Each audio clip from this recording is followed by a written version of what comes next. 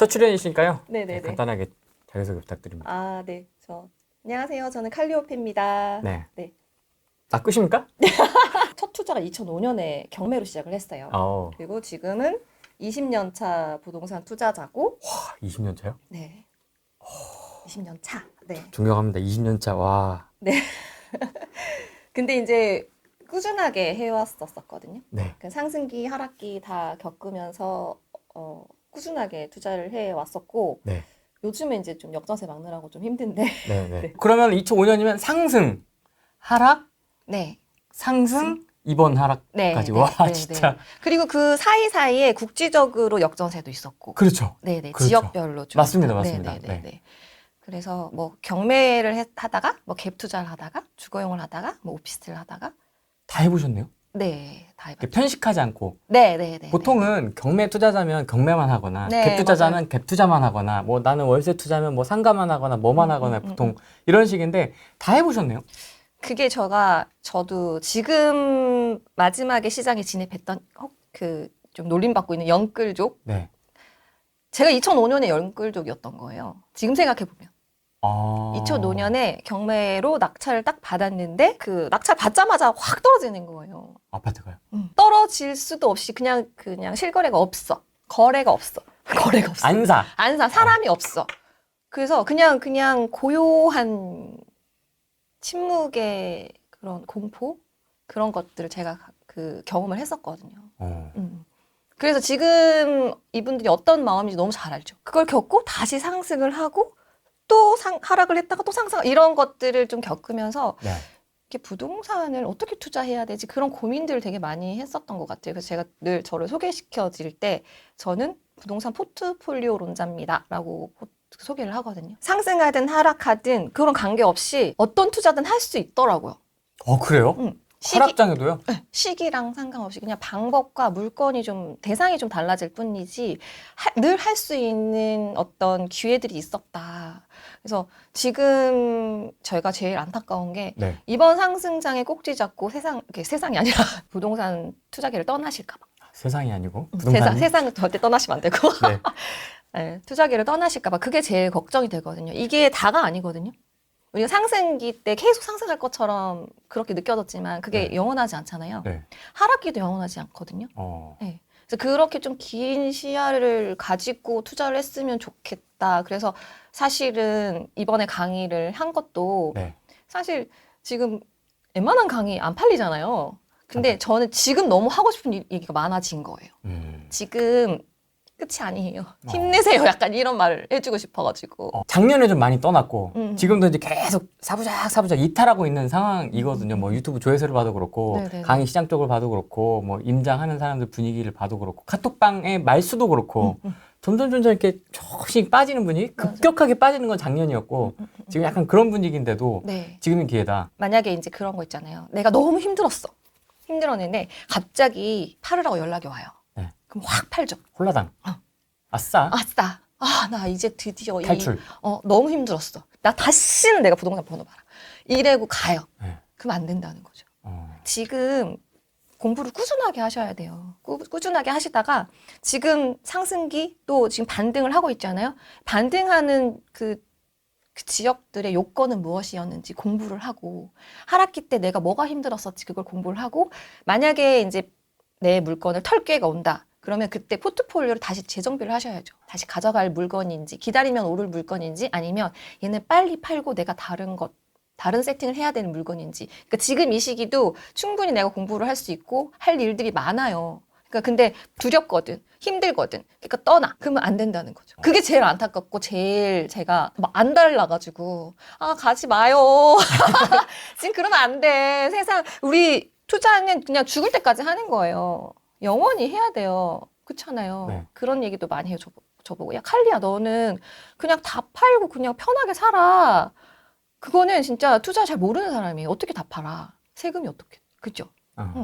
그리고 그거를 평생 저 20년 동안 했잖아요. 그걸 멈출 수가 없어. 지금 생각나시는 걸로만 얘기해 주시면 될 것 같아요. 사고 판 거래 건수는 그럼 20년 동안 얼마나 되세요? 대략? 기억 나세요 혹시? 토탈 뭐 아파트고 뭐고 다 해서 200건 넘지 않을까요? 200건. 저는 제 아파트 이름도 잘 기억이 못 나요. 작년에 급락했을 때. 네. 급락했을 때 투룸 오피스텔. 투룸 오피스텔? 서울에. 아, 서울에? 서울에 투룸 오피스텔을 네. 7채를 샀어요. 7개요? 네.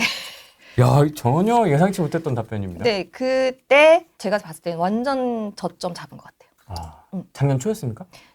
22년 11월부터 23년 3월까지 제가 잔금을 쭉 쳤으니까. 그러네요. 최저점이네요. 네네네.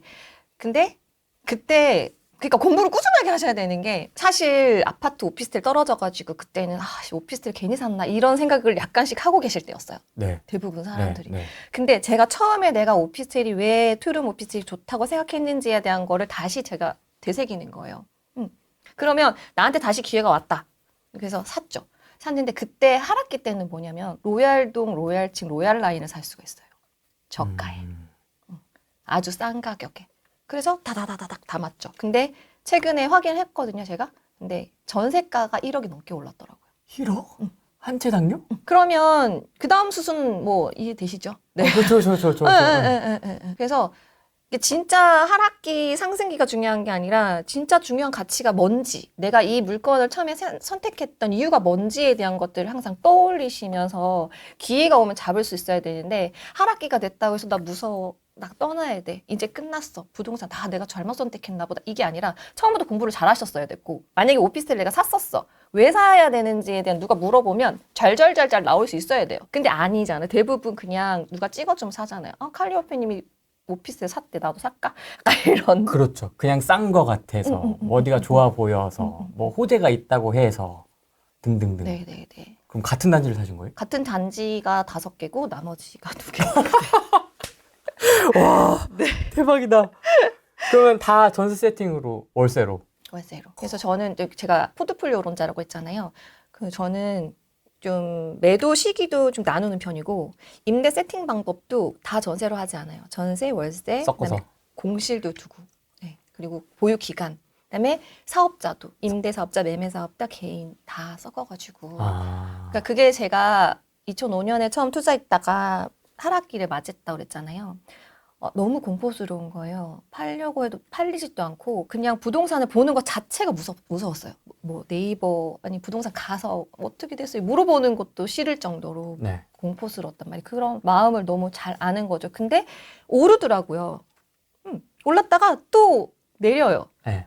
근데 또 올라요. 그럼 내가 이 투자는 해야 될 것 같은데 뭘 중점적으로 해야 되지? 타이밍을 잡는다? 타이밍은 못 잡는다고 생각해요, 저는. 20년 동안 투자를 해보면. 그러면 그 타이밍을 너무 잘 잡는 사람 다 부자가 돼 있어야 되지. 그리고 부동산은 너무 웃긴 게 거래세가 있잖아요. 팔려고 해도 내가 그 양도세라든지 그다음에 세금 때문에 못 팔 수도 있고 그리고 주식은 사실은 손절이라도 해서 팔 수는 있잖아요. 네. 근데 부동산은 그럴 수가 없어요. 부동산은 내가 누가 사줘야지 파는데 안 팔리잖아요. 그냥 끊기죠. 그냥 끊겨요. 네. 사람이 그냥 부동산에서 그런 얘기예요. 사람이 있어야 개미 한 마리라도 있어야 뭘 하지. 깎기라도 하지. 깎을 사람조차 없다는 거예요. 그렇죠. 그렇죠. 그러니까 그 부동산이 내가 타이밍을 잡고 이렇게 샀다 팔았다 하는 거는 주식이랑 다르다. 너무 이렇게 접근하면 안 되는 거구나. 그러면은 나는 하락했을 때 안 팔 수 있는 면 되겠네. 하락했을 때 안 팔면 되잖아요. 그렇죠? 만약에 20억짜리 아파트가 있어요. 근데 작년에 만약에 8억이 떨어져 12억에 나왔어. 작년 2023년 1월에 바닥 찍었잖아요. 그때 12억에 거래를 됐어. 근데 내가 만약에 그때 팔았어. 그러면 나한테는 그 아파트는 영원히 12억짜리 아파트인 거예요. 그렇죠? 근데 그때 12억에 산 사람이 아니면 그 전에 뭐 샀다가 그냥 계속 보유하고 있는 사람이 그 사람은 지금 그 아파트의 가치가 얼마일까요? 그러니까 팔지 않으면 그 가치는 그냥 열어두는 거잖아요. 네. 계속. 네. 근데 매도를 하는 순간 그 가치는 확정이 돼버리는 거예요. 픽스가 되죠. 네. 딱 그 당시 매도가로. 그러면 나는 그때 안 팔 수 있는 포트폴리오를 연구를 해봐야겠다. 그 하락기가 됐을 때 안 팔면 되는 거잖아요. 역전세라든지 금리가 상승했을 때 어떻게 하면 되지? 역전세가 났을 때 어떻게 하면 되지? 내가 그때 안 쫄릴 수 있는 방법을 포트폴리오를 만들어 두면 나는 그때 금매로 팔지 않을 수 있겠구나. 그 시기만 지나가면 되는 거잖아요. 그래서 어떻게 됐어요? 지금 다 반등했잖아요. 네. 그런 아파트들을. 아니 그러면 오피스텔 얘기가 나와서 그러면 그 당시에 아파트도 물론 최저점이었지만 오피스텔이 더 떨어질 수도 있는 거였잖아요. 근데 어떻게 그렇게 딱 그때를 딱 잡을 수가 있어요, 정확하게? 어떻게 이제 그 오피스텔이라고 다 오른다고 생각하지 않아요. 네, 아파트라고 다 오른다고 생각하지 않아요. 맞습니다. 모든 아파트가 떨어질 수도 있지만 해본 못하는 아파트일 수도 있을 거잖아요. 근데 사람들은 그냥 오피스텔은 투자하면 안 돼. 이렇게 그냥 공식을 만들었어요. 근데 저는 처음부터 오피스텔이 좋다고 생각한 이유에 대한 이야기들을 할 때 아파트를 이긴다고 생각하지 마라. 오피스텔은 오피스텔이에요. 근데 그 옆에 아파트가 전용 면적이 같아. 거기 전세가보다 이게 싸. 그러면은 실수요자 입장에서는 이놈이나 좀 더 싼 오피나 뭐. 그러니까 전세가는 계속 오른단 말이에요. 전세가는 계속 올라요. 평균적으로 서울은 9%가 올랐고 뭐 전국 평균으로는 7%가 올랐어요. 이렇게 한꺼번에 떨어진 적은 작년이 처음이었어요. 네. 그러니까 그냥 평균적으로 길게 봤을 때 계속 오른다고 생각했을 때 그러면 이 오피스텔이 이 옆에 아파트의 전세가보다 싸. 근데 입지가 같아. 생활력, 편의시설이 너무 잘 되어 있어요. 그리고 제가 땅값도 비교를 해보라고 하거든요. 옛날에 오피스텔 투자하지 말라고 많은 분들이 얘기했을 때 네. 오피스텔은 짓기가 너무 쉬우니까 경쟁력에서 떨어져. 새 신축이 들어오면. 네. 근데 그 신축이 15억이라면. 세다. 그 땅값이 있잖아요. 지금 땅값도 올랐고 당연히 지금 뭐 건축비 때문에 말도 많잖아요. 건축비도 올랐잖아요. 그러면 내가 갖고 있는 오피스텔이 그래 옆에 신축이 생기니까 그 신축이 생기면 당연히 경쟁력에서 떨어지겠지. 근데 내가 산 오피가 4억 5천인데 그 옆에 신축을 지으려면 이제 14억 이하로는 분양할 수가 없어. 그럼 이거는 충분히 메리트가 있다고 보는 거죠. 같은 입지. 그래서 오피냐 빌라냐 아파트냐가 중요한 게 아니라 그 물건이 밟고 있는 땅의 가치, 그 입지의 가치가 더 중요하다라고 생각을 하는 거죠. 그러면 그 입지라 하면 이제 거기에 그 상대적인 비교 우위가 뭐가 있냐 그쵸, 이런 것도 좀 봐야 되고 그다음에 아파트와 비교했을 때 그다음에 경쟁 상품인 또 같은 오피스텔과 비교했을 때 그럼 대단지에 있는 그렇죠. 오피스텔이군요. 네, 대단지 있고 그냥 조그만한 그 아파트 같은 소형 아파트 같은 내부 구조라든지 그리고 편의 시설이 너무 잘 되어 있어요. 그리고 입지도 너무 좋고 그러면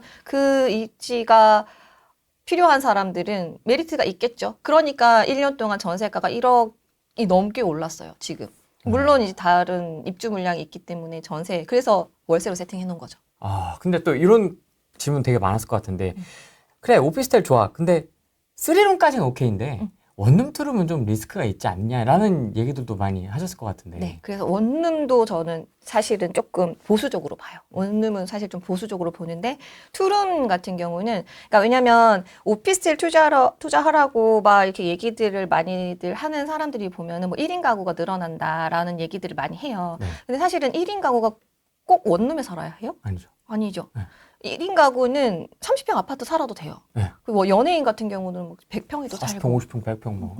그러니까 저는 투자를 할 때 입지도 그렇고 물건도 그렇고 항상 교집합 투자 그다음에 약간 징검다리 부분들을 좀 생각을 하라고 하거든요. 그러니까 투룸 정도면 사실 혼자 살아도 되죠.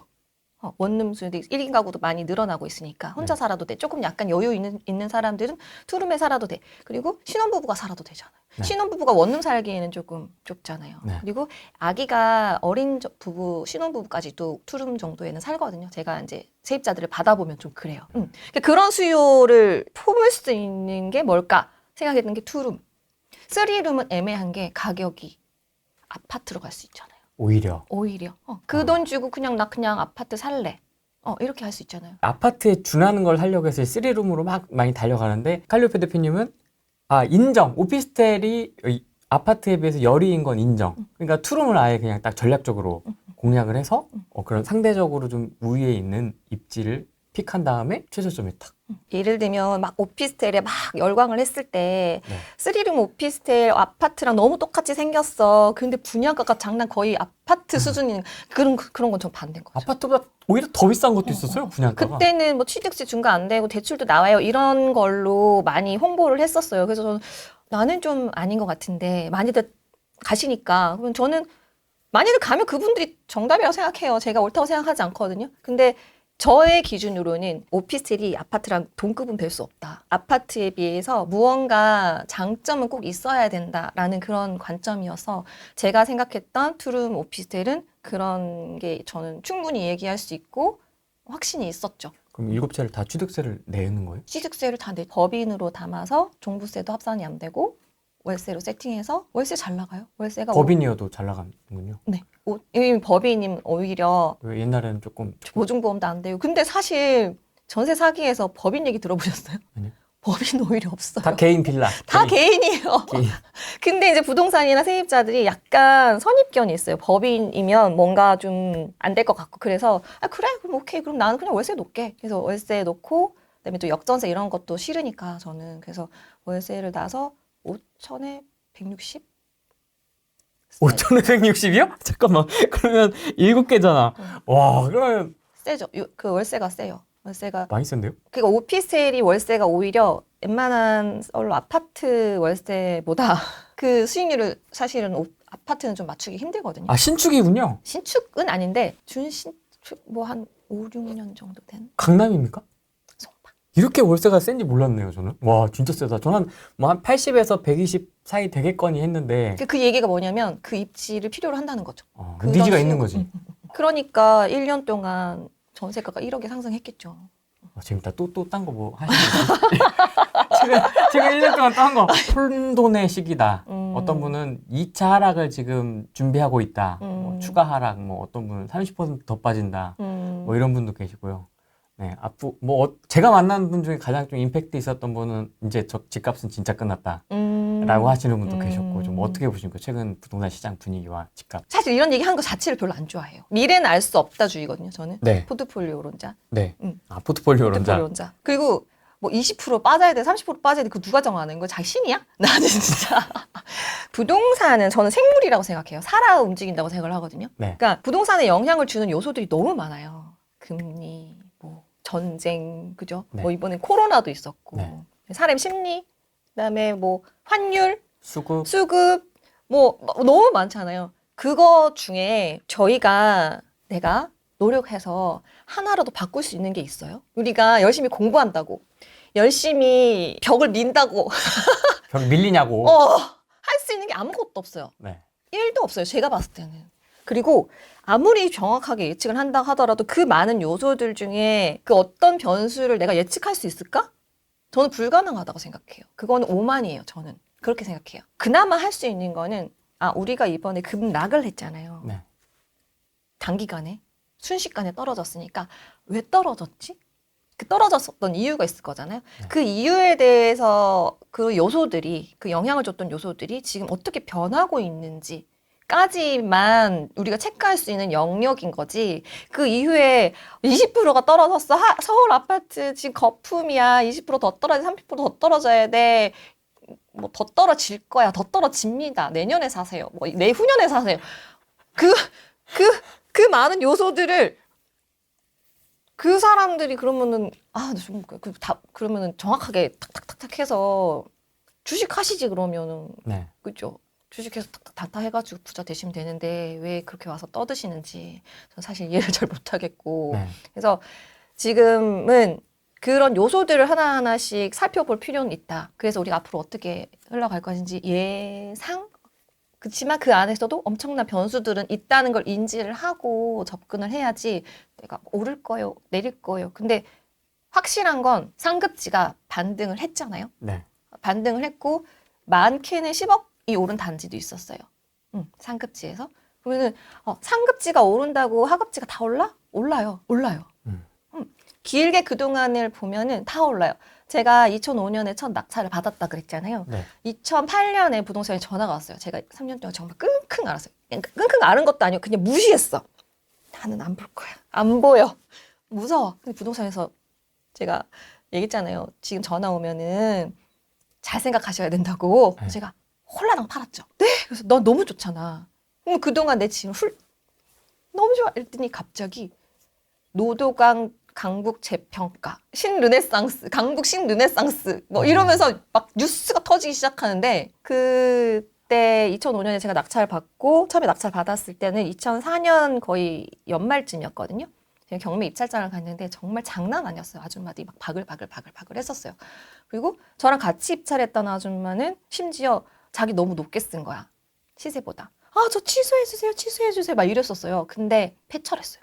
더 높게 쓴 사람이 있었던 거예요. 그러니까 이게 막 달아오를 때는 그렇게 시세보다 높게 써서 낙찰이 패철한 거죠. 더 높게 쓴 사람이 있었으니까. 그런데 잔금 칠 때쯤 되니까 또 부동산 반응이 너무 냉각이 되는 거예요. 그런데 서서히 강남권은 다시 살아나기 시작하는데 강북은 와, 왜 내 것만 안 오르지?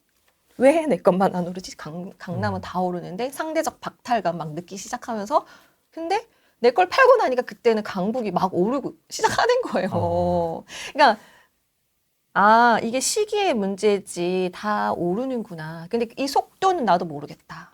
속도는 왜냐면 지금은 다주택자가 철저히 시장에 배제되는 상황이에요. 네. 네.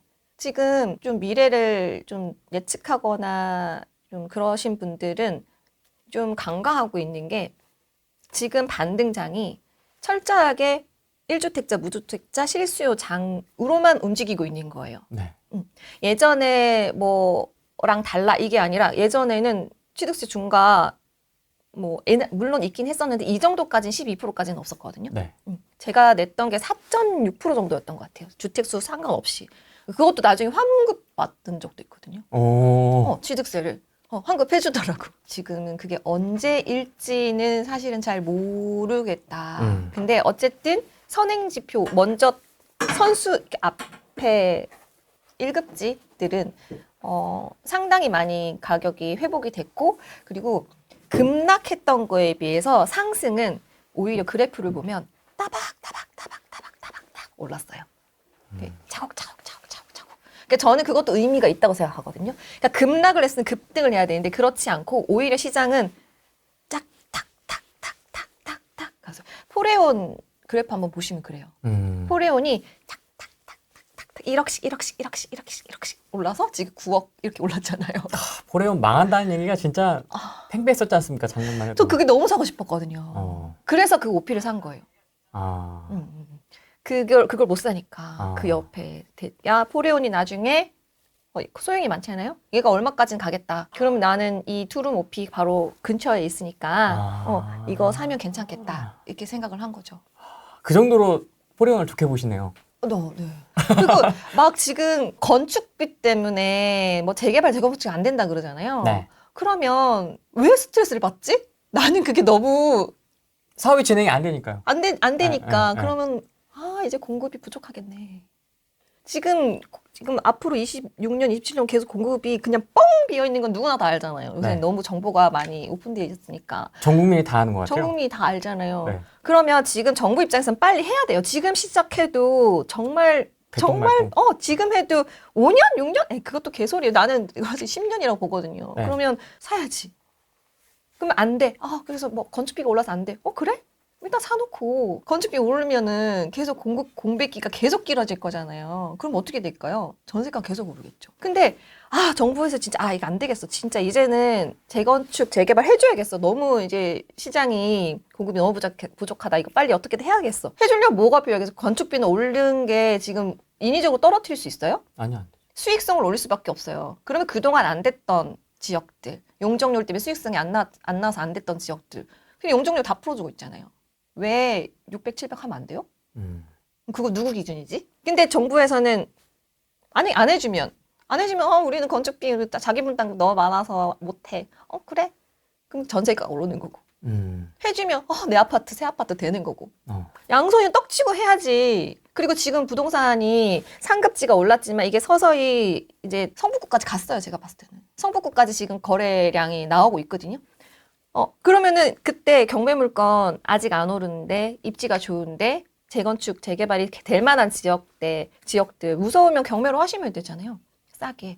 그렇게 해서 해놓고 전세가가 오르는 거에 대한 리스크를 내가 해치를 하면서 그렇게 있을 때는 만약에 건축비 때문에 싸우고 있어. 그러면은 불안할까요? 왜냐면 이제 들고 있는 분들이 막 비대위 생기고 분쟁 나오고 지금 소송하고 있고 조합원들끼리 치고받고 하고 있고 막 진행은 안 되고 있고 뭐 이러고 있으니까 이제 조합원들 평범한 일반 조합원들 입장에서는 되게 지금 되게 답답해하는 느낌도 좀 있고 분담금이 뭐 노원인가 어디는 뭐 5억이 나온다는 둥 3억이 나온다는 둥 막 이러니까 이제 A씨 우리 안에 이제 뭐 이런 데도 좀 나오는 것 같고 기사를 보니까 그런 차원에서 아마 좀 많이 그런 분들은 당연히 그렇게 할 수밖에 없죠. 더 얻어내려면. 음. 용적률 조금 더 얻어내려 내 자기 분담금 조금이라도 줄이려면 그렇게 해야 한다고 저는 생각을 해요. 내 권리니까. 근데 그것 때문에 내가 너무 막 세상 끝난 것처럼 그렇게 할 필요는 없다는 거죠. 그리고 노원 같은 경우도 상계조원 같은 경우도 소형이잖아요. 초소형에서 30평을 받는 거면 당연히 넓혀가는 거라서 어느 정도의 추가 분담금은 예상을 하셨어야 되는 게 맞는 거고. 근데 좀 한 층이라도 높여주면 좀 줄잖아요. 그거는 조합원으로서 계속 할 수밖에 없는 이야기라고 저는 생각을 해요. 노도강 재건축 어떻게 보십니까? 거기까지는. 아니, 솔직히 말하면 네. 신축 아파트 가격이 어느 정도는 받쳐주는 지역이어야 된다. 그러니까 제가 그런 얘기를 많이 드리는데 저희가 그냥 모르는 나대지나 그냥 산속에 아파트를 만약에 진다 치면 거기에 짓는 거랑 우리가 분양가가 나중에 신축 아파트가 돼서 30억이 될 만한 지역에 짓는 거랑 건축비가 다를까요? 아니요. 거의 뭐 대동소이하죠. 그렇죠. 그러니까 그런 걸 따져야 된다는 거죠. 그 아파트가 신축이 됐을 때 얼마가 될까? 그거를 고민을 하셔야 되는 거예요. 그러니까 예를 들면 제가 사실은 한강을 되게 좋아하거든요. 그러니까 입지 분석은 한강으로 끝난다 이렇게 얘기를 해요. 한강변에 지금 아파트가 뭐 이번에도 분양이 됐는데 평당 1억에 분양이 됐잖아요. 완판이 됐잖아요. 네. 그러니까 청담동에 이번에 리모델링을 하는데 자기 분담금이 몇 억씩 들어가도 하는 거예요. 그러면 이 사람들은 이게 신축이 됐을 때 그 가치를 그걸 상쇄한다고 생각을 하는 거잖아요. 네. 그래서 근데 노도강은 수익성을 아주 높여줘야 되겠죠. 그래서 시간은 좀 걸릴 수 있지 않을까? 저는 약간 그렇게 생각을 해요. 그래서 조금 더 상급지, 약간 뭐 성북구나 아니면 성동구나 약간 조금 더 한강 쪽에 가까운 아이들은 충분히 갈 수 있을 거라고 생각하고 그래서 제가 120 대책이 나왔을 때 노후도시 그 특별법 나왔을 때도 순번을 잘 뽑아야 된다고 얘기했던 게 그거였거든요. 그러니까 그 노후도시 특별법에서 선도 지역을 이제 공모를 곧 시작을 할 거거든요. 그래서 연말까지 선정을 해요. 네. 이미 동의율이 80% 넘은 일기 신도시들이 되게 많이 있어요. 그러면 제가 봤을 때는 분당은 최소한 7개 정도는 순차적으로 올해가 다가 아니라 순차적으로 해도 돼. 순번을 조금 늦게 뽑아도 충분히 가능성이 있는데 다른 일기 신도시는 순번이 적어도 앞쪽이 아니면 힘들 수 있지 않을까. 그래서 제가 옥석을 좀 가리셨으면 좋겠다라고 말씀을 드렸던 거거든요. 그러니까 지금은 정부에서 좀 다급해요. 정부에서 저는 지금 왜 다주택자를 취득세라든지 대출 규제를 풀지 않았을까라는 생각을 한번 해본 적이 있거든요. 왜 안 했을까요? 생각이 없는 거 아닐까요?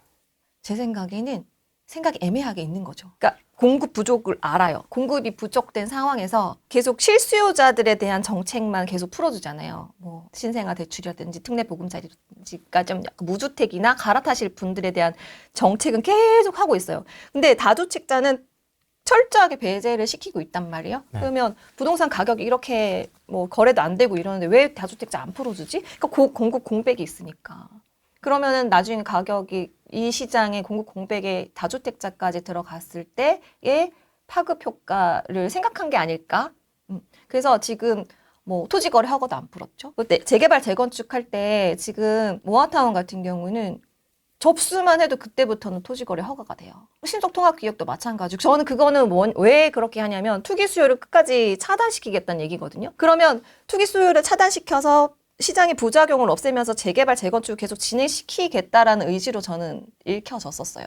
그래서 지금 투자자를 철저히 배제시키면서 재개발 재건축을 추진을 하고 있는데 그러면 무주택자들은 지금 좀 담으셔야 되지 않나. 근데 오히려 재개발 재건축은 관심이 없는 분들이 무주택자들은 거의 대다수인 것 같고 그러니까. 다주택자들만 거의 관심을 많이 보이고 있는 것 같고요. 신축만 보시는 것 같아요. 신축만. 그것도 뭐 나쁜 선택은 아니죠. 근데 자금력이 뭐 신축은 좀 비싸니까 자금력이 아주 안 되시는 분들은 차라리 일기 신도시에 그 선도지역으로 선정될 만한 아이들을 뭐 경매로 담으시든 금매로 담으시든 지금 부동산 분위기가 뭐 아직 뭐 1기 신도시까지 막 너무 뭐 정거점 다가가요. 뭐 이런 분위기는 사실은 아니잖아요. 근데 아름아름 선도구역으로 지정되고 있는 곳들은 탄탄하게 시세가 형성이 되고 있거든요. 오히려 지금 아무것도 되지 않았는데 왜냐하면 선도구역 같은 경우들 지금 추진하고 있는 데들은 동의율이 87%인 데도 있어요. 그럼 그 87%의 소유자들은 팔까요? 불확실성이 사라질수록 매물을 거두겠죠. 나 우리 집 재건축 된대. 근데 이번에 선도구역에 87% 됐어. 13%는 반대일지 아닐지 안 낸 사람, 천상 화내지 안 낸 사람일 수도 있고. 사실상 만장일치죠. 그렇죠. 그거를 잘 선별해서 사야 되지 않나? 저는 약간 그렇게 생각을 하고, 그 순번을 잘 뽑아야 된다는 게, 분당 같은 경우는 순번이 좀 뒤쳐져도 신축 아파트 가격, 그리고 공급이 넘쳐도 유입되어 있는 수요들이 있을 것 같거든요.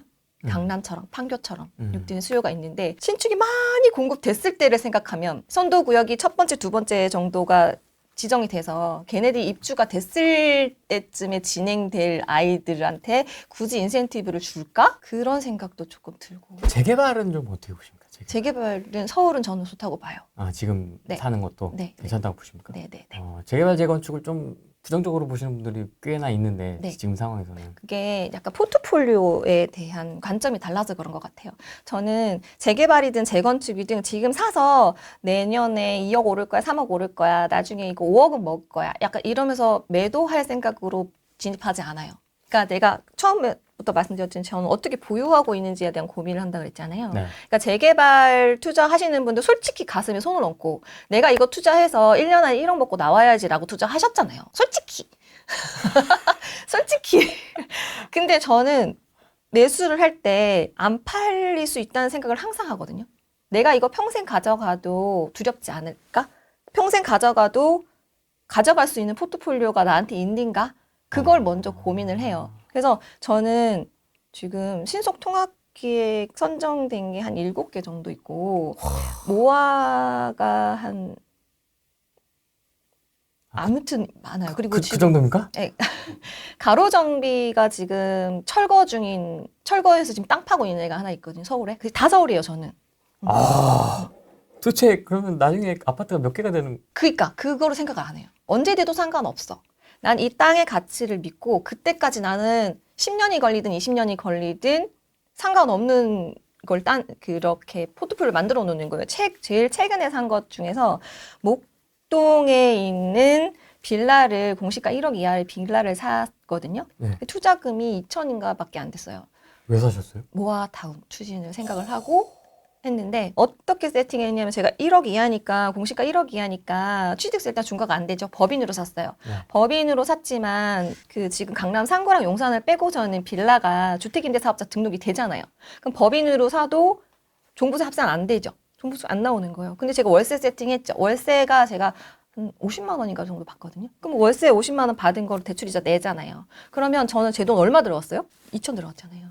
2천 들어갔으니까 내가 이거 월세 받으면서 10년, 20년 못 기다려요? 근데 동의서 걷는다고 엊그저께 문자 메시지가 왔더라고요. 그러니까 그렇게 하셨으면 좋겠는 거죠. 그러니까 내가 이거 여기 유망 지역이니까 막 근데 3억 놓고 3억 먹는 거야. 이런 거 말고. 좀 너무 무겁잖아, 진짜. 3억 넣고 막 3억을 기대한다는 건 좀. 그러면 쫄리는 거예요. 너무 쫄리죠, 3억인데. 그래서 아무리 좋은 거 갖고 있어도 그러면 팔게 돼요. 그러니까 못 견뎌가지고. 그렇죠. 그러니까 그거 말고 내가 어떻게 견딜 수 있는 투자, 기다릴 수 있는 투자. 그래서 제가 돈이 없을수록 사팔사팔하지 말고 시간에 투자라, 시간을 내 편으로 만들어라 이런 얘기를 엄청 많이 하거든요. 그러니까 제가 지금 갖고 있는 재개발들이 다 그래요. 지금 신속통합기획에 선정된 거는 제가 1억 2천 정도의 낙찰을 받아가지고 9,600만 원, 9,800만 원 대출 받았거든요. 그러면은 뭐 대출도 되게 잘 나오네요. 다주택자인데. 근데 걔가 어쨌든 월세 보증금도 받았을 거 아니에요. 그렇죠. 그러면 투자금 확 줄죠. 줄고 거기다가 월세 받지, 그다음에 종부세 합산 안 되지, 법인으로 들어가 있거든요. 그 걔네가 막 뭐 대통령이 왔다, 서울시장이 왔다, 빨리 진행되나? 근데 왜 빨리 진행한다 해놓고 안 되냐? 그리고 저는 1도 안 쫄리는 거예요. 될 때 되면 되겠지. 그럼 언젠간 돼요. 그러니까 재개발, 재건축을 바라볼 때 내가 이거 사서 내가 몇 년 안에 얼마 먹고 나와야지 이런 관점으로 가시는 거죠. 정책이 110 대책인가가 나왔을 때 전 정권에서 강남 재건축이 훅 떨어진 적이 있었어요. 막 요새처럼 막 뉴스 막 한번 급락해서 나오면 막 장난 아니게 나오잖아요. 그럼 제가 가서 샀어요. 샀는데 제가 그게 아직도 재건축이 안 됐거든요. 근데 제가 그때 어떻게 샀냐면 내가 이거 10년 이상 보유하고 있을 때 10년 동안에 이자를 낸다고 생각하고 그거를 역산을 했어요. 그러면 지금 산 가격에서 내가 이 이자만큼은 안 오를까? 그걸 충분히 상쇄할 만큼 오른다. 10년 10년 후에는. 동안 내가 이 아파트를 사서 왜냐면 그리고 그때 대책 때문에 가격이 훅 떨어졌어가지고 그러면 내가 이거 플러스 10년 동안 대출 이자를 그때 한 5억 정도 잡았던 것 같아요. 그러면은 5억 그다음에 내가 산 매수가 했을 때 10년 후에 이 아파트의 가치는 얼마 정도 됐을까? 그러면 내가 그거보다는 오르면 나는 나쁜 상황은 아닌 거잖아요. 똔똔이라도 나는 이 아파트는 소유자는 돼 있으니까 미래 가치는 열어둔 상황이잖아요. 네. 똑같더라도. 그러니까 예를 들면 제가 10억에 사서 대출 이자가 5억이라고 치고 그럼 10년 후에 15억은 돼 있을 거잖아요. 근데 그렇지만 저는 보유자잖아. 그 10년 이후의 상승치는 저는 열어둔 상황. 그렇게 생각을 하고 접근을 했는데 결과론적으로는 어떻게 되냐면 아직 제가 그 아파트 새 거가 안 됐어요. 안 됐는데 제가 13억 7백에 샀거든요. 신문에도 났어요. 13억 이 급락장에 샀다고. 그래서 샀는데 지금 25억? 25억이요? 25억? 그럼 제가 생각했던 대출이자 5억보다 훨씬 올랐잖아요. 오르고 이제 70층 해준다고 지금 정권이 바뀌고 이러니까 새 아파트 해준다고 이제는 좀 뭔가 가시적으로 나올 것 같더라고요. 근데 제가 만약에 그 아파트를 샀을 때 내가 이거 강남 아파트 내가 이거 빨리 새 아파트 돼가지고 나 5년 안에 나 이거 40평 받을 거야 이런 목적으로 진입을 했다면 저는 그 사이에 팔고 나왔겠죠. 못 못 견디고. 저희건축 재개발을 보실 때 빨리 될 거라고 생각하고 접근을 일단 하지 마시고요. 이 땅의 가치, 언젠가는 이게 개발이 될 수밖에 없는 가치, 그거를 생각을 하셔야 돼요. 도대체 그럼 서울에 있는 지분이 얼마입니까? 서울 땅 부자네요. 서울 땅 부자. 돈이 없을 때는 이렇게 좀 시간에다가 좀 네. 근데 반대로 가죠. 그렇죠. 사팔사팔 막 하고. 그렇죠. 딴 데 가가지고 막 500뛰기, 1000뛰기 막 이러면 그러다 물리는 거고. 물려가지고. 그래서 반성문 쓰고. 물려가지고 명의 버리고. 네. 그것 때문에 딴 거 하지도 못하고. 시간 흘러가고 명의는 나갔고 이미. 명의는 그래서 저는 지금 장에 막 거제도 울산 이런 데 추천해준 사람 진짜 나는 정말 이상한 것 같아요. 어디 스타 강사가 울산 가라고 했는데요? 갭 투자하라고 했는데요? 그 명의를 왜 버리냐고. 지금은 명의의 순결함을 지켜야 될 때예요. 지금은 아니 예전에 왜 더럽히냐 지방 가서? 언제 팔릴 줄 알고. 그래서 그래 혹시라도 올랐다 쳐. 근데 지금 똘똘한 애를 담아서 그게 왜 지금 똘똘한 애들이 계속 오르고 있잖아요. 네. 근데 그 똘똘한 애들이 계속 올라가면 그 다음 애들은 그 사람들이 어딘가에 살았을 거잖아요. 내가 만약에 성동구에 살았어요. 성동구에 살아서 내가 잠실로 갔어. 너 너무 똘똘한 한 채로 가고 싶어서. 그럼 그 성동구는 집이 비어 있어요? 이 성동구를 상급지로 생각하는 수요가 또 있단 있죠, 말이에요. 있죠. 그러면 결국은 근데 나중에 내가 성동구에 살다가 놓쳤어. 못 갔어. 이미 잠실 너무 올랐네. 내가 살 때 내가 작년에 샀었어야 되는데 지금 보니까 벌써 7억이 올랐네. 못 사겠네. 그럼 이 사람이 자기 거 던지고 갈까요? 내 것도 올리게 돼 있는 거지. 그렇죠. 내가 적어도 여기도 7억이 올라 내가 갈 곳도 7억이 올랐는데 내가 살 집 적어도 그러면 3억은 올려서 받아야지 내가 나머지 돈 보태가지고 내가 잠실 가지 이 생각 당연히 하게 돼 있잖아요. 맞습니다. 지금은 철저히 실수요자 장이에요. 지금 경매도 낙찰 제가 매일 보거든요. 진짜 경매 영끌했다고 경매 물건 쏟아진다고 얘기하는 사람들 진짜 정말 나쁜 사람들이에요. 뭐 낙찰가율 13% 이런 거. 유찰 10 몇 회 이런 거. 지금 저는 그래서 그 통계나 평균의 오류에 이게 속으시면 안 되는 게 정말 영끌족이 경매에 나오나? 해서 일일이 눌러봤어요. 물건 하나씩 까본 거죠? 깠더니 2008년, 2012년, 2019년, 2006년에 다 매수하신 분들이에요. 그때 꼭지 잡아서 나오는 물건이 아니란 말이에요. 그렇죠. 그거 모르고 그냥 경매 많이 나왔어. 이제 끝났어.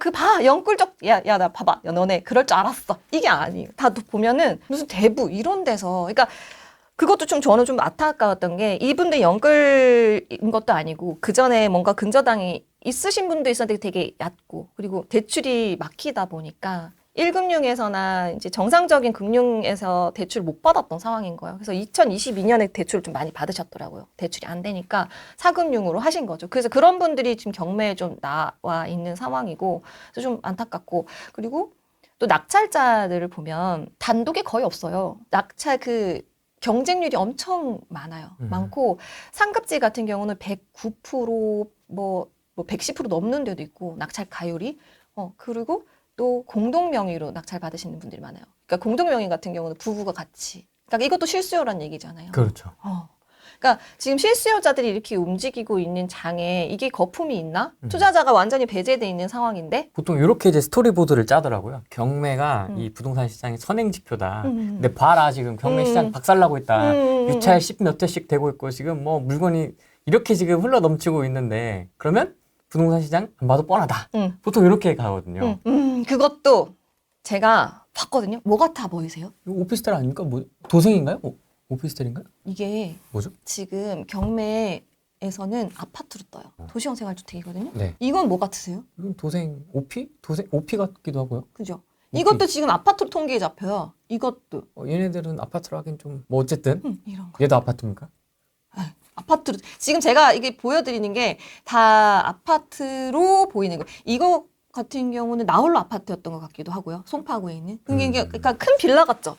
그러니까 이런 게 통계에 같이 잡히는 거예요. 아파트가 늘긴 늘었어요. 이게 지금 매각 통계거든요. 네. 23년 1월부터 23년 12월까지의 통계예요. 그래서 네. 앞에 제가 빨갛게 표시한 게 중앙지법부터 북부지방법원이에요. 서울. 네. 그리고 매각 가율 이게 지금 얼마의 낙찰 정도가 된다. 그 감정가에 비해서 얼마의 낙찰이. 그러니까 여기 중앙지법, 동부지법은 누가 봐도 상급지니까 좀 높죠. 작년에도 높았어요. 근데 뒤쪽에 서부지방, 남부지방, 북부지방은 좀 낮죠. 70%대. 빌라 비중이 높아서. 그런데 지금 서부지방법원, 북부지방법원 올라갔죠. 지금 성북구나 웬만한 그러니까 지금 아까 제가 상급지는 109%, 107% 정도의 낙찰이 되고 있다. 이렇게 해서 평균은 지금 서울이 90% 정도 아파트가 낙찰이 되고 있거든요. 예. 근데 지금 그 90% 안에는 아까 나홀로 같은 빌라 같은 도생 같은 이런 것도 포함돼서 90%가 평균이 잡힌 거잖아요. 그러면 그렇지 않은 지역들은 85%에서 70% 정도의 낙찰된다는 지역이 있을 거란 말이에요. 그런 지역이 저희가 봤을 때는 북부, 남부, 서부인데 지금 그쪽도 낙찰가율이 올라가고 있다. 확 올라갔죠? 이렇게 꼬리를 보시면 돼요. 꼬리에서 이렇게 올라가고 있죠. 서부, 남부지방법원 같은 경우는 약간 그쪽, 우리가 생각하는 그쪽. 빌라 막 화곡동 막 해가지고. 막 쏟아지는 지역들. 폭락론자들이 말하는 것처럼 경매 물건 쏟아져서 지금 아파트 반값에 살 수 있어요. 그거는 개소리예요, 진짜. 그러니까 늘긴 늘었어. 그렇게 대출 못 받아서 캐피탈에서나 이렇게 대부에서 대출 받았던 분들, 그것도 연끌도 아닌 옛날부터 소유하고 계셨던 분들 너무 안타깝죠. 대출을 좀 풀어줬더라면 이분들이 대북이 너무 이제 수습을 했을 텐데. 금리가 높으니까 4금융은 그러니까 그걸 못 견뎌가지고 경매에 나오신 분들인데 그런 분들이라도 그게 총 경매 물건이 100건에서 300건 정도가 늘었고 그러면 300건이나 돼가지고 우리나라 서울의 아파트가 망했네라고 생각이 드세요? 아니요. 안 들죠. 그렇지 않고 그 300건 안에서도 이런 것까지 포함이 된 거 20% 정도. 제가 다 세봤어요. 다 세봐서 이렇게 생긴 거. 지금 경매 물건 진행 중인 것 중에서. 그러니까 한 20% 정도가 이런 물건이더라고요. 이런 물건들은 왜 이렇게 나오냐면은 사고죠, 사고. 그 보증금 126.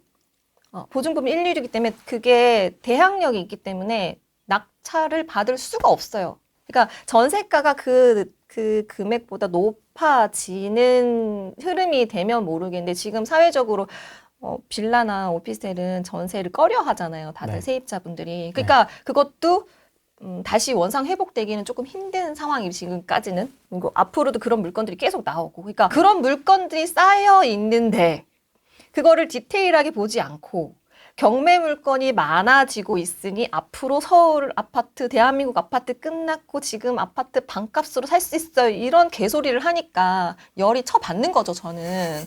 똑바로 보라고. 아파트는 지금 낙찰가율도 상당히 높고 낙찰 경쟁률도 되게 높아요.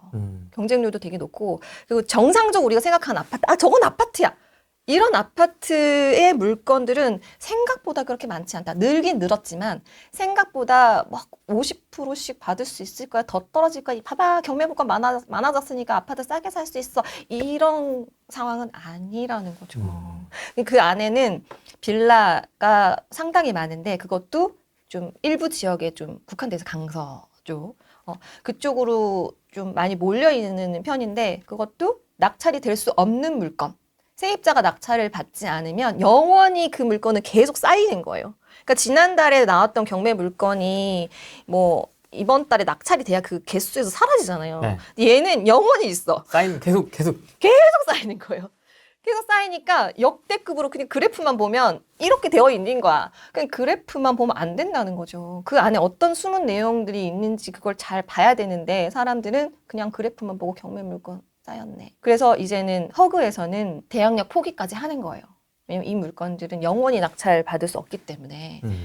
그러니까 조금씩 사라지고 있기 시작하는 거죠. 그래서 낙찰가율 조금 올라갔네 이런 얘기가 나오는 거고. 4월 말에 낙찰된 건데 낙찰가율 한번 보세요. 108%. 얘는 100%. 이제 정상적인 진짜 우리가 말하는 아파트네요. 아파트. 그죠? 네.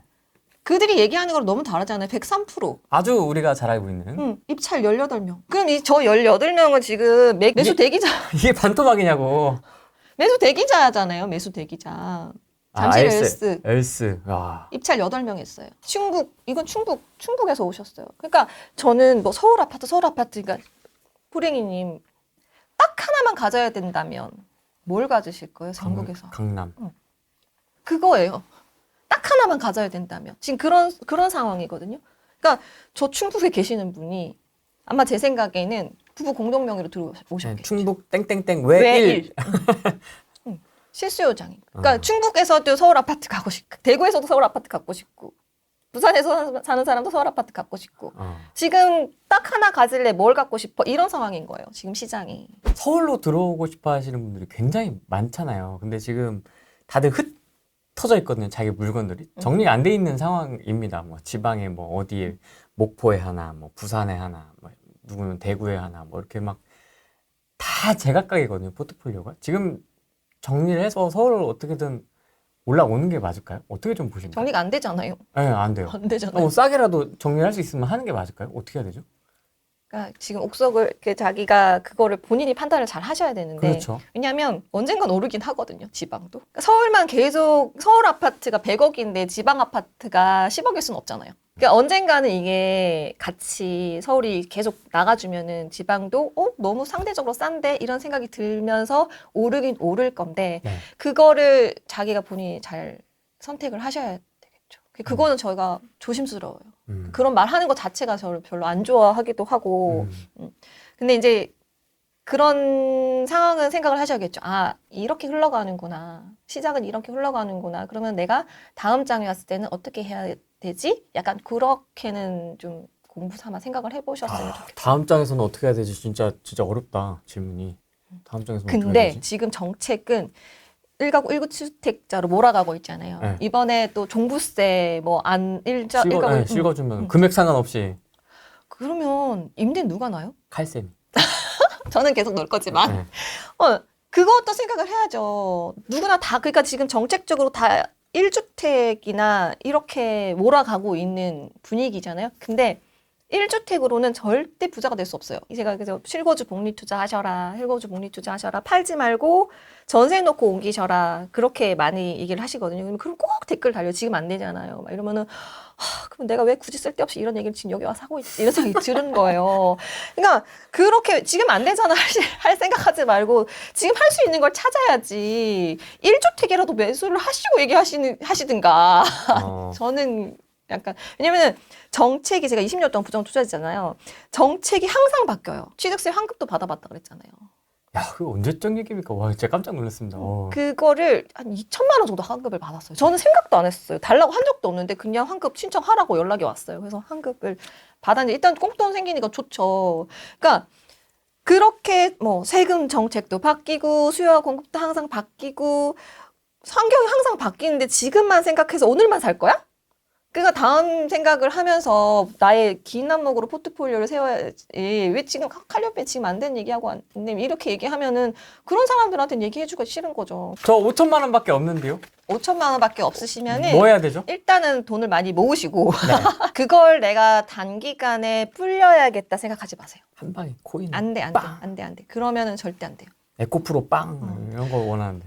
그 뭐 일생에 한 번 할 수 있겠지. 근데 그거를 계속 지속 반복할 수 있을까요? 로또 그래서 정말 잘해가지고 1년에 뭐 한 번, 평생 한 번 내가 로또 당첨된다 생각할 수 있을지 모르겠지만 저는 그래서 청력 잘 안 해요.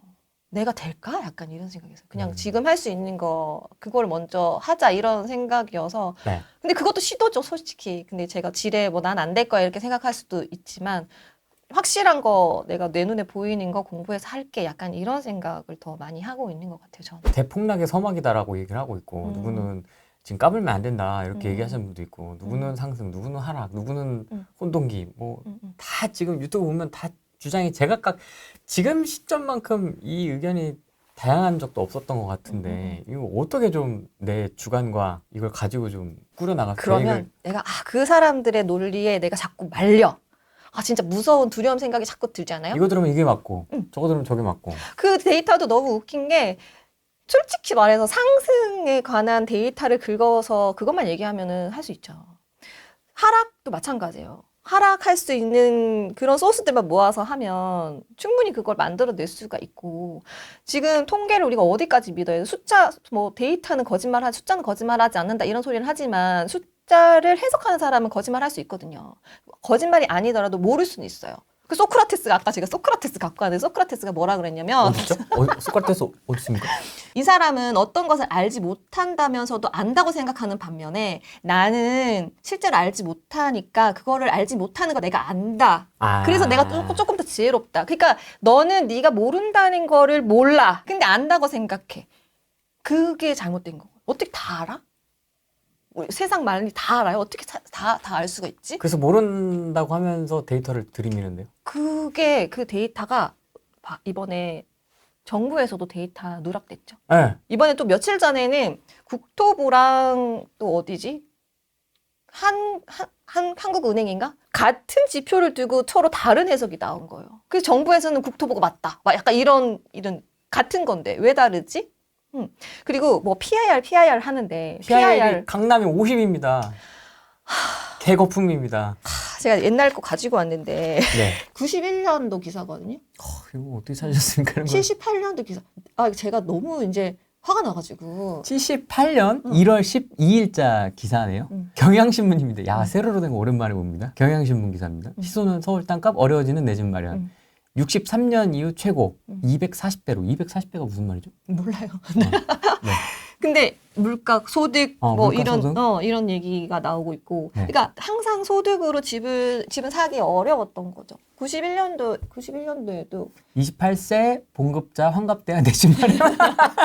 이것도 이때도 이랬네요. 언제 소득을 모아가지고 집을 살 수 있어? 그 생각 자체가 처음부터 모순인 거죠. 신도시 30평짜리는 맞벌이를 50대 중반 돼야. 똑같네요. 91년도에도. 근데 생각해보세요. 저희가 지금 91년도로 돌아가고 싶다면 집 사시겠죠. 우리 지금 결과치 모든 에너지를 끌어모아서 살 겁니다. 분당 뭐 이런데. 지금은 우리는 결과치를 아니까. 네. 지금 마찬가지잖아요. 똑같은 얘기 하고 있는 거예요. 왜 똑같은 얘기를 계속 하고 있는지 나는. 이때와 지금은 다른 게 하나 있습니다. 이제 그쪽의 주장입니다. 롤플레잉을 하는 겁니다. 인구가 지금 떨어지고 있습니다. 지금 인구가 실질 인구가 지금 감소한 지는 오래됐고, 지금 뭐 도시 소멸 얘기 나오고 있고, 출산율 0.63? 뭐 이런 얘기 나오고 지금 끝났습니다. 답이 안 나옵니다. 예전 91년도 30년 전 기사 갖고 와갖고 이게 지금 근거가 되지 않습니다. 라고 얘기할 수도 있지 않습니까? 네, 맞아요. 네. 맞아요. 맞는데 그 0.67명의 아이들이 어디 가서 살 것 같아요, 나중에? 서울이요. 그게 0.67든 0.5든 상관없는 거예요. 그 아이들이 어디 가서 살 거냐고. 서울이요. 강남이요. 네. 오히려 0.67의 그 아이들을 위해서 온 가족들이, 온 친인척들이 이 아이를 서울로 보내려고 할걸? 무슨 수를 써서? 무슨 수를 써서? 왜냐면 이 귀한 아이거든. 와, 우리 집안에 이렇게 0.6명의 아이가 이렇게 귀한 아이가 나왔어. 그러면 할아버지, 할머니, 외할머니, 외할아버지, 이모, 친척 다 할 것이 이 아이를 어떻게든 서울로 보낼 거야. 각출하는 거지. 몇 억 이렇게. 끝났죠. 그리고요. 서울은 도시 경쟁력 7위의 도시예요. 7위. 7위. 그리고 오세훈 시장은 그걸 5위로 만들려고 하고 있어요. 굉장히 높은 순위 아닙니까? 7위. 7위 엄청 네, 높죠. 네. 그런데 5위를 목표를 하고 있고 그래서 이 서울이 그냥 지방광역시랑 비교할 대상이 아니라고 보는 거예요. 저는. 우리의 서울의 경쟁자는 싱가포르, 파리, 뉴욕 이런 데인 거죠. 거기에 비해서 우리 서울 아파트 가격이 비싼가? 그거는 그렇게 봐야 된다는 거죠. 서울이 7위이지만 5위로 목표를 가고 있잖아요. 근데 주거 환경 점수가 장난 아니에요. 너무 낮아요. 30몇이에요. 그러니까 주거 환경이 너무 안 좋다는 거죠. 그래서 계속 재개발, 재건축을 촉진을 하는 거예요. 너무 주거 환경 점수가 안 좋으니까 5위로 끌어올리려면 주거 환경을 좋아야 되는데 왜 우리는 싱가포르처럼 고층 고밀도 개발 못 하는 거예요?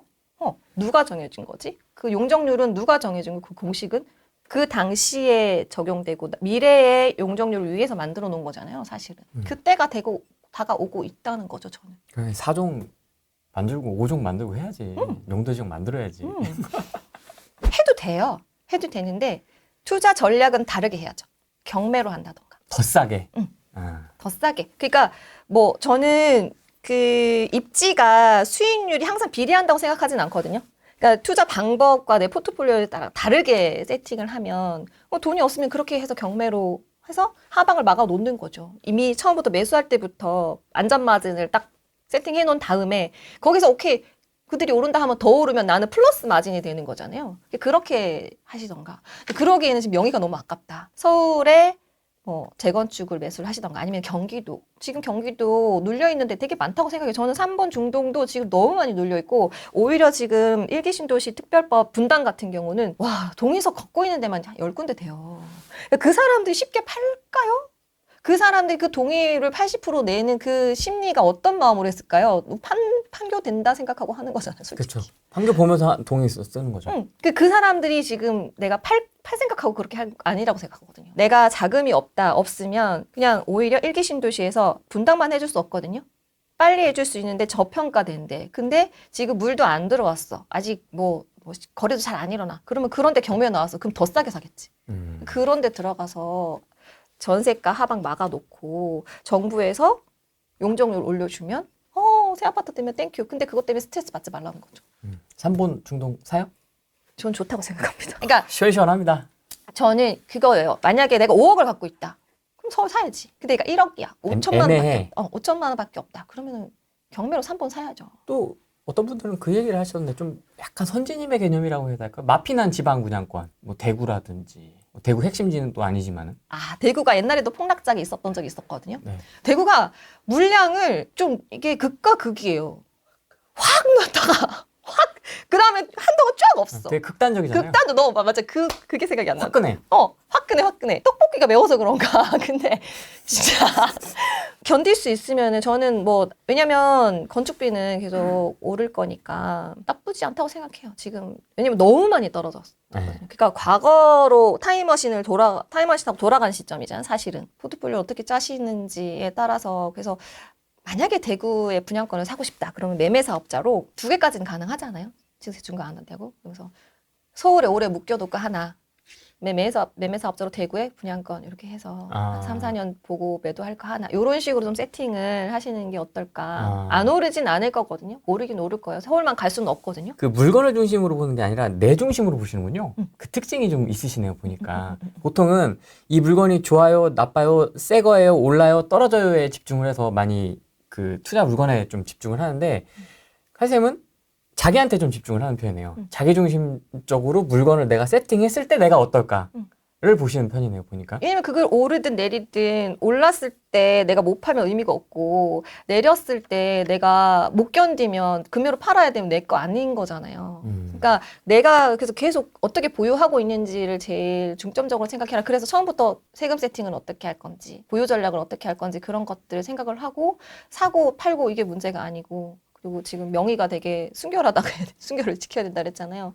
근데 서울 같은 경우는 제가 자꾸 서울 얘기하는 게 서울 같은 경우는 지금 빌라 같은 경우는 너무 많이 떨어져 있잖아요. 그러니까 지금은 충분히 진입해도 상관이 없다. 아까는 재건축 얘기를 했지만 빌라 예. 같은 경우도 예. 엄청 많이 떨어졌잖아요.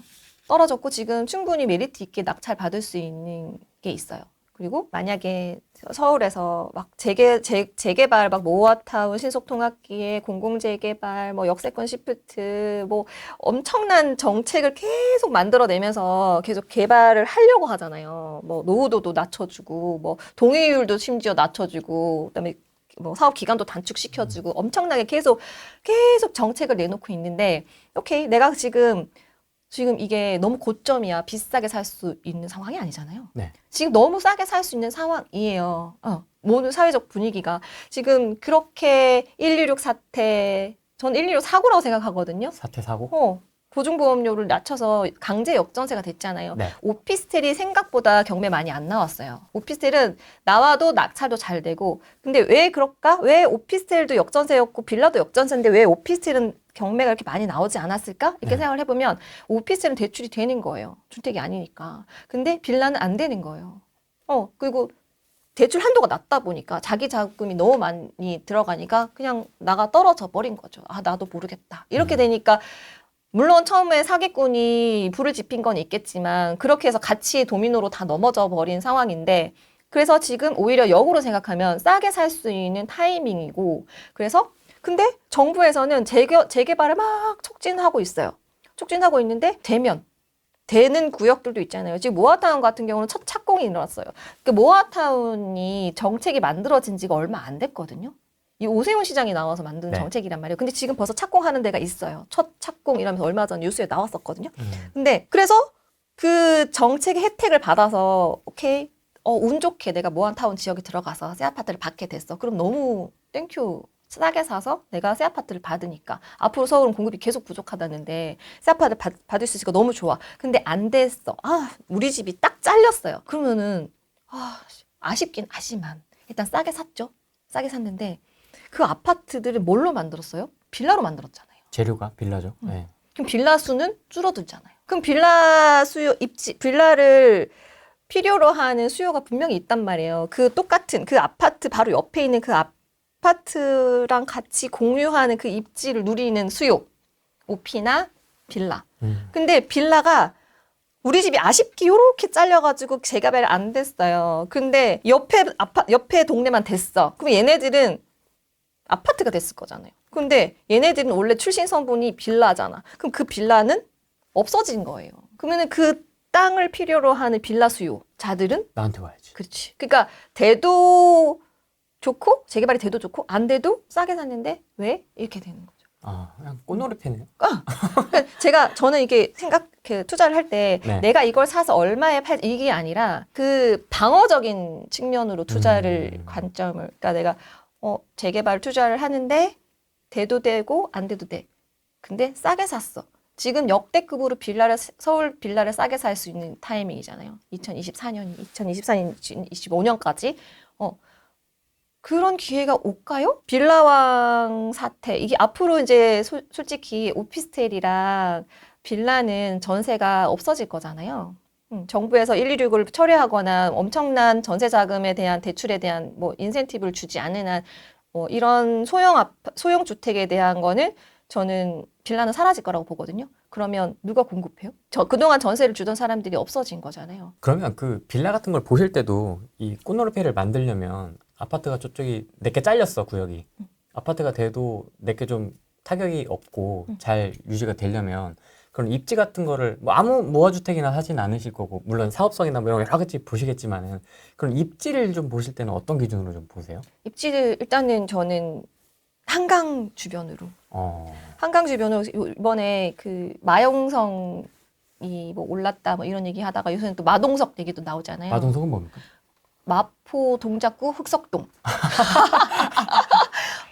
근데 저는 마용성이 좋아요, 마동석이 좋아요 그런 말을 하지 않아요. 왜냐하면 시세는 항상 바뀌니까. 흑석동이 만약에 10억인데 성동구가 20억이다. 그러면 흑석동으로 갈 수 있다고 보거든요. 그러니까 이게 항상 유동적으로 시세가 바뀌기 때문에 뭐 이게 좋아요 서로 싸우는 사람들 보면 좀 나는 웃겨요. 그게 왜 싸우지? 그때 시세가 다르고 새 아파트가 들어오는 시기가 다르고 아파트 노후도가 다른데 왜 그러지? 근데 내가 생각했을 때 10억짜리, 그 제가 입지 분석하실 때도 그렇게 입지 분석하는 게 아니다 이런 얘기 되게 많이 하거든요. 입지 분석할 때는 저는 어떻게 하냐면 10억짜리 아파트를 쫙 나열을 해요. 네. 지금 나와 있는 10억짜리 아파트가 5년 전에 10억짜리 아파트랑 달라져 있잖아요. 그리고 그 안에 그 그룹도 달라져 있고. 어떤 애들은 10억을 탈출한 애들도 있고 어떤 애들은 탈출 못한 아이들도 있을 수 있고 네. 예를 들자면 네. 그러면 10억으로 쫙 나열을 해. 그들끼리 비교를 해야지 그게 입지 분석인 거지. 그 라인을 저는 이제 약간 한강으로 보거든요. 한강으로 봐서 그 안에서 싸게 살 수 있는 것들을 계속 보는 거죠. 성수동 쪽은 어떻게 보십니까? 성수도 너무 좋죠. 네. 너무 좋죠. 엄청 인기 폭발인데. 너무 좋죠. 너무 좋죠. 근데 가격을 싸게 살 수 있느냐. 어? 그래서 저는 거의, 예. 오히려 강서구가 나쁘지 않을 수 있다. 강서구 갑자기 강서구가 나오네. 그 가격이 너무 메리트가 있다고 생각하는 거죠. 음. 그러니까 지금은 사회적으로 전세 사기나 126 때문에 문제가 돼서 지금 이렇게 외면받고 있지만 오히려 이 입지가 나쁜가? 그렇게 나쁘다고 생각하진 않거든요. 그러니까 너무 빌라촌이었었고 그런 주변 환경 때문에 약간 그런 부분이 있었지. 얘네들이 만약에 아파트가 된다. 그러면은 저는 썩 나쁘지 않다. 오히려 지금 이런 아이들을 좀 소액으로 담아둘 수 있다면 저는 뭐 해볼만 하다. 그래서 저도 입찰하려고 준비를 하고 있어요. 강서구 빌라. 가자. 네. 그 대신 뭐 당장 된다 이런 생각은 하지 마시고 싸게 살 수 있는 타이밍이다. 왜냐면 이제 앞으로 빌라는 전세가 없어질 거잖아요. 없어질 거고 이렇게 그러니까 전세가 없어질 거라는 얘기는 뭐냐면 앞으로 빌라로 역전세로 인해서 사회적 이슈가 돼서 대거 경매에 나올 일이 없다는 뜻이죠. 이렇게 미친 듯이 나올 일은. 한강뷰를 강조하시는데 한강변을 한강변 중심으로 좀 많이 투자를 하시는 편이신가 봐요. 주로 투자를 하실 때도. 네. 아파트나 뭐 이런 걸 하실 때도. 그래서 한강변이 비싸잖아요. 그래서 그러면은 한강변을 갈 수 있는 한강변을 쉽게 갈 수 있는 그러니까 그게 전 징검다리 이게 톡톡톡 이렇게 가잖아요. 그러니까 조금씩 가는 거죠 한강변으로. 그리고 한강은 사실은 뭐 우리가 이번 장에서도 처음에 신축이 부족해서 신축을 무조건 사야 돼. 막 이런 수요도 있었잖아요. 그래서 뭐 가면은 커뮤니티가 너무 좋아. 그래서 커뮤니티 때문에 신축을 사야 돼. 이런 수요들도 있었고. 근데 커뮤니티는 사실 만들면 되거든요. 만든다고요? 뭐 재건축이나 재개발을 해서 만들 수도 있고, 그리고 이번에도 잠실에서도 커뮤니티 리모델링 한다는 이슈도 있고, 그러니까 만들면 되는 거예요. 사실 인위적으로 사람들이 돈만 쓰면 되는 거죠. 근데 한강은 만들 수 있어요? 못 만들어요. 저는 그 땅이 가지고 있는 불변의 가치, 그게 한강 라인으로 저는 생각을 하고 있거든요. 한강 뷰가 되는 쪽과 안 되는 쪽의 가치가 엄청 다르고, 그리고 세계 어느 곳을 가도 그 도시의 수도의 강과 고층 빌딩은 뭔가 그렇죠. 그래서 저는 한강을 좋아해요. 자신만의 투자 원칙이 지금 되게 또렷하잖아요. 지금 입 밖으로 꺼낼 수 있다는 것 자체가 굉장히 머릿속으로나 실제 해본 거나 이게 굉장히 명확하게 지금 정리가 되어 있기 때문에 지금 말씀을 하시는 거거든요. 어떻게 이렇게 좀 자기만의 통찰? 투자 철학을 이렇게 좀 정리해 나갈 수 있을까요, 저희도? 전문가가 얘기하는 거에 항상 약간 의문? 저도 사실 2005년에 부동산 첫 투자했고, 뭐, 한동안 계속 무섭잖아요. 내가 그때는 지금처럼 뭔가 인사이트도 쌓여 있지 않을 거고 경험도 부족했었으니까 무서운 거예요. 두렵잖아요. 그러니까 전문가를 막 찾아가서 뭐 옛날에는 뭐 은행 PB 센터 뭐 친구 따라서 같이 가볼래? 약간 그럼 따라서 가보고 막 얘기 들어보고 뭐 은행에서 뭐 세미나 한다 그러면 따라서 가보고 그리고 뭐 전문가들 신문에서 기고하면 그거 보고 그러면 항상 반은 맞고 반은 틀리더라고요. 시장에서 계속 있어 보니까. 그리고 틀린 거는 싹 나중에 아무 일도 없었다는 듯이 얘기 안 하고. 그래서 이렇게 똑똑하신 분도 틀리는구나. 그래서 그러면은 나는 어떻게 투자를 해야 되지? 그게 되게 고민이 많았고. 네. 그리고 그래서 처음에 이제 경매로 투자를 많이 했었어요. 그래서 좀 싸게 사면은 내가 그래도 안전마진이 있으니까 좀 덜 무섭지 않을까. 그래서 저도 정말 두려움이 많은 투자자였거든요. 지금도 마찬가지예요. 그러니까 항상 최악의 경우로 생각을 하는 거예요. 막 상승장 때 막 오르면 너무 좋지만 안 오르면 어떡하지? 전세가가 계속 오르는데 안 오르면 어떡하지?